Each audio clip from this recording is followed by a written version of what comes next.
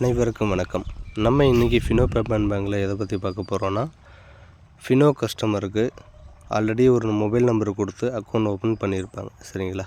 So ஏதோ ஒரு சூழ்நிலையால் அந்த நம்பர் ஓடிபி வராமல் இருக்கலாம், இல்லை அந்த நம்பர் மிஸ் ஆகிருக்கலாம், இல்லை ஆல்ரெடி பேரண்ட்டோட நம்பர் கொடுத்து அக்கௌண்ட் ஓப்பன் பண்ணியிருக்கலாம்.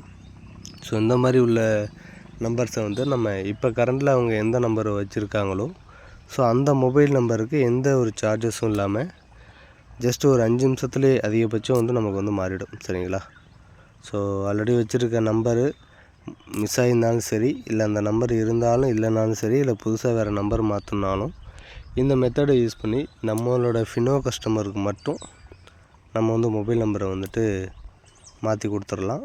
அதிகபட்சம் 5 நிமிஷத்துலேயே பார்த்திங்கன்னா உங்களுக்கு அப்டேட் ஆகிடும்.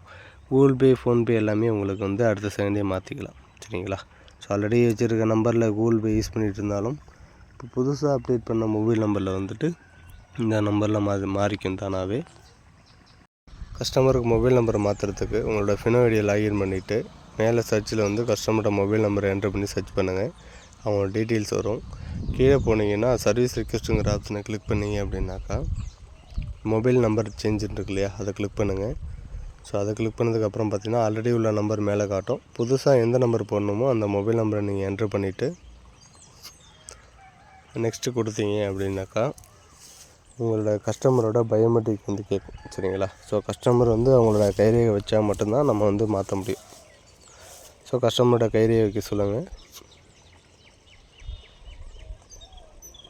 கஸ்டமரோட கைரேகை வச்சு முடிஞ்சதுக்கப்புறம் ஓடிபி கேட்கும். அதாவது புதுசாக நம்ம அப்டேட் பண்ணியிருக்கோம் இல்லையா, அந்த நம்பருக்கு ஓடிபி வரும். அதை என்ட்ரு பண்ணிவிட்டு நெக்ஸ்ட்டு கொடுத்தீங்க அப்படின்னாக்கா கஸ்டமருக்கு அந்த புது நம்பர் அப்டேட் ஆகிடும். ஸோ பார்த்திங்கன்னா மொபைல் நம்பர் அப்டேட்டுன்னு வந்துடுச்சு. ஸோ